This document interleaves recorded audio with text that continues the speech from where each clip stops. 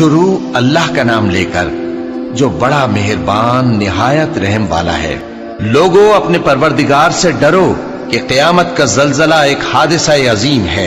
اے مخاطب، جس دن تو اس کو دیکھے گا اس دن یہ حال ہوگا کہ تمام دودھ پلانے والی عورتیں اپنے بچوں کو بھول جائیں گی اور تمام حمل والیوں کے حمل گر پڑیں گے، اور لوگ تجھ کو مدہوش نظر آئیں گے، حالانکہ وہ مدہوش نہیں ہوں گے بلکہ عذاب دیکھ کر مدہوش ہو رہے ہوں گے۔ بے شک اللہ کا عذاب بڑا سخت ہے، اور بعض لوگ ایسے ہیں جو اللہ کی شان میں علم کے بغیر جھگڑتے اور ہر شیطان سرکش کی پیروی کرتے ہیں، جس کے بارے میں لکھ دیا گیا ہے کہ جو اسے دوست رکھے گا تو وہ اس کو گمراہ کر دے گا اور دوزخ کے عذاب کا رستہ دکھائے گا۔ لوگوں، اگر تم کو مرنے کے بعد جی اٹھنے میں کچھ شک ہو تو ہم نے تم کو پہلی بار بھی تو پیدا کیا تھا، یعنی ابتدا میں مٹی سے، پھر اس سے نطفہ بنا کر، پھر اس سے خون کا لوتھڑا بنا کر، پھر اس سے بوٹی بنا کر جس کی بناوٹ کامل بھی ہوتی ہے اور ناقص بھی، تاکہ تم پر اپنی خالقیت ظاہر کر دیں۔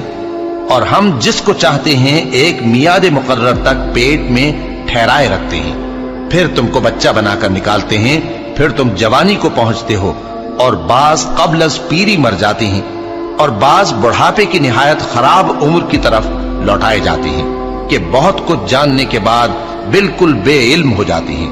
اور اے دیکھنے والے، تو دیکھتا ہے کہ ایک وقت میں زمین خشک پڑی ہوتی ہے، پھر جب ہم اس پر مے برساتے ہیں تو وہ شاداب ہو جاتی اور ابھرنے لگتی ہے اور طرح طرح کی بارونق چیزیں اگاتی ہے۔ ان قدرتوں سے ظاہر ہے کہ اللہ ہی قادر مطلق ہے جو برحق ہے، اور یہ کہ وہ مردوں کو زندہ کر دیتا ہے، اور یہ کہ وہ ہر چیز پر قدرت رکھتا ہے، اور یہ کہ قیامت آنے والی ہے اس میں کچھ شک نہیں، اور یہ کہ اللہ سب لوگوں کو جو قبروں میں ہیں جلا اٹھائے گا۔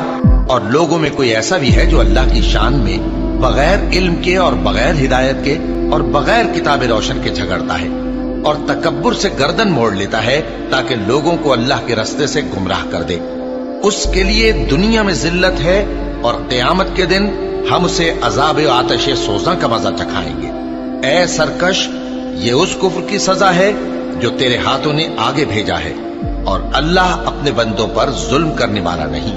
اور لوگوں میں بعض ایسا بھی ہے جو کنارے پر کھڑا ہو کر اللہ کی عبادت کرتا ہے، اگر اس کو کوئی دنیاوی فائدہ پہنچے تو اس کے سبب مطمئن ہو جائے، اور اگر کوئی آفت پڑے تو منہ کے بل لوٹ جائے، یعنی پھر کافر ہو جائے۔ اس نے دنیا میں بھی نقصان اٹھایا اور آخرت میں بھی، یہی تو صاف نقصان ہے۔ یہ اللہ کے سوا ایسی چیز کو پکارتا ہے جو نہ اسے نقصان پہنچائے اور نہ فائدہ دے سکے، یہی تو پرلے درجے کی گمراہی ہے۔ بلکہ ایسے شخص کو پکارتا ہے جس کا نقصان فائدے سے زیادہ قریب ہے۔ ایسا دوست بھی برا اور ایسا ساتھی بھی برا۔ جو لوگ ایمان لائے اور عمل نیک کرتے رہے، اللہ ان کو بہشتوں میں داخل کرے گا جن کے نیچے نہریں بہ رہی ہیں۔ کچھ شک نہیں کہ اللہ جو چاہتا ہے کرتا ہے۔ جو شخص یہ گمان کرتا ہو کہ اللہ اس کو دنیا اور آخرت میں مدد نہیں دے گا تو اس کو چاہیے کہ اوپر کی طرف یعنی اپنے گھر کی چھت میں ایک رسی باندھے، پھر اس سے اپنا گلا گھونٹ لے، پھر دیکھے کہ آیا یہ تدبیر اس کے غصے کو دور کر دیتی ہے۔ اور اسی طرح ہم نے اس قرآن کو اتارا جس کی تمام باتیں کھلی ہوئی ہیں، اور یہ یاد رکھو کہ اللہ جس کو چاہتا ہے ہدایت دیتا ہے۔ جو لوگ مومن یعنی مسلمان ہیں اور جو یہودی ہیں اور ستارہ پرست اور عیسائی اور مجوسی اور مشرک، اللہ ان سب میں قیامت کے دن فیصلہ کر دے گا۔